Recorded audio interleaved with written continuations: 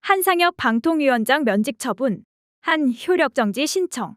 이승호 에디터. 윤석열 대통령이 30일 한상혁 방송통신위원장의 면직 처분을 제가했다.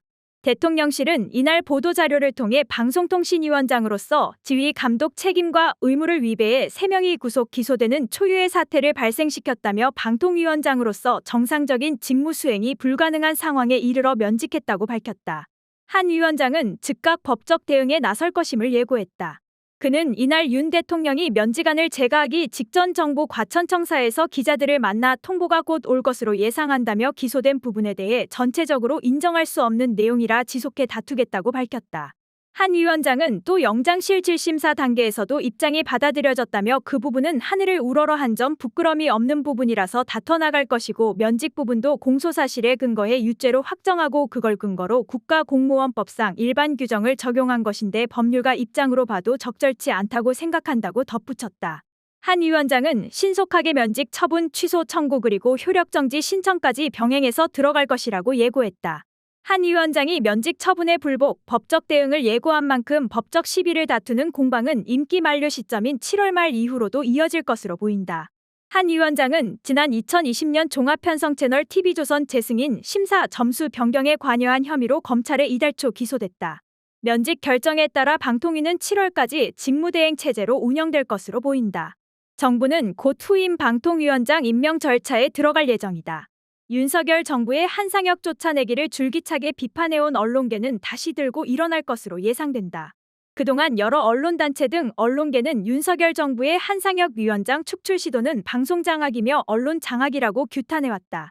한상혁 위원장 면직은 법과 절차를 무시한 정권의 횡포라는 비판을 피하기 어렵다. 무엇보다도 검찰이 주장한 심사위원 간 점수 공유와 점수 변경과 관련한 증거가 없다. 혐의만 있고 증거가 없다. 점수 변경 등은 검찰 수사 단계에서 나온 주장일 뿐이다. 공소 사실이 객관적 사실이 될 수는 없다.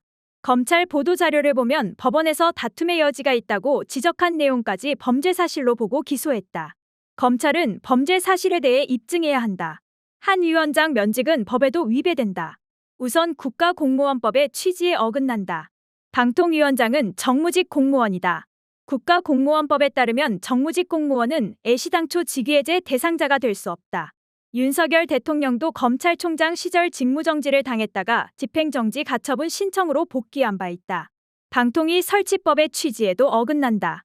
방통위 설치법에 따르면 한 위원장에 대한 재판 결과가 나오지 않은 상태에서 기소만으로 직무상 의무를 위반했다고 단정할 근거가 아무것도 없다. 한상혁 위원장 방출 프로그램은 언제 시작된 것일까? 타임라인으로 정리해보면 정교하게 짜여진 기획이라는 의심이 들 수밖에 없다. 지난해 5월 13일 국무조정실은 난데없이 방통위원장은 국무회의 참석 대상이 아님을 통보했다. 윤석열 대통령이 취임한 지 불과 사흘 만이었다. 이에 따라 한상혁 위원장은 같은 달 17일 국무회의에 참석하지 못했다. 얼마 뒤부터 한상혁 방통위원장에 대한 정부와 여당의 사퇴 압박이 본격적으로 시작된다. 지난해 6월 22일 감사원은 방통위에 대한 자료 수집에 들어갔다. 본감사는 7월 25일 시작했다. 감사원 행정안전감사 사과가 주도했다. 먼지털이식 감사였다. 감사원의 현장 감사는 8월 26일에 끝났다. 건진 게 별로 없었는지 감사원은 추가 조사를 이어간다. 지난해 9월 7일 감사원은 TV조선 재승인 심사와 관련한 정보를 검찰에 전달하고 사건을 이첩했다. 감사원은 정보 전달 등에 대해 부인했다. 같은 날인 7일 TV조선은 2020년 TV조선 재승인 점수 조작 의혹 관련 기사를 내보냈다. 다음 날에는 조선일보가 같은 내용의 기사를 또 내보냈다. 이에 방통위는 TV조선과 조선일보의 보도는 사실이 아니라는 입장문을 냈다. 이 입장문에 대해 국민의힘 추천 안영환 전 부위원장과 김효재 위원은 동의하지 않는다는 반박 입장문을 발표했다. 지난해 9월 23일 검찰의 방통위와 심사위원에 대한 1차 압수수색이 있었다. 서울 북부지검에서 검사 등 28명이 투입됐다. 압수수색은 이후로도 이어진다. 11월 17일 2차 압수수색, 12월 28일 3차 압수수색이 있었다. 수차례의 압수수색을 끝낸 검찰은 해가 바뀌자 방통위 직원과 상임위원 등에 대한 구속과 소환 조사 등을 이어나갔다. 검찰은 금년 1월 19일 허욱 전 상임위원을 소환 조사했다. 이튿날에는 김창룡 전 상임위원을 불러 조사했다. 그런가 하면 1월 11일에는 차 아무개 과장을 소환 조사, 31일 구속 기소했다. 2월 1일에는 양 아무개 국장이 구속됐다. 2월 16일 검찰은 한상혁 위원장의 사무실을 압수수색했다. 다음 날인 17일에는 심사위원장이었던 윤 아무개 광주대 교수를 구속했다.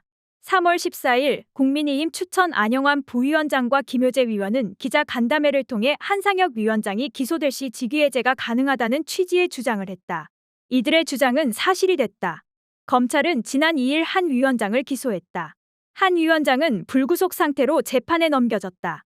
윤석열 정부는 기다렸다는 듯이 한 위원장의 면직 절차에 착수했다. 그리고 기어이 30일 면직했다.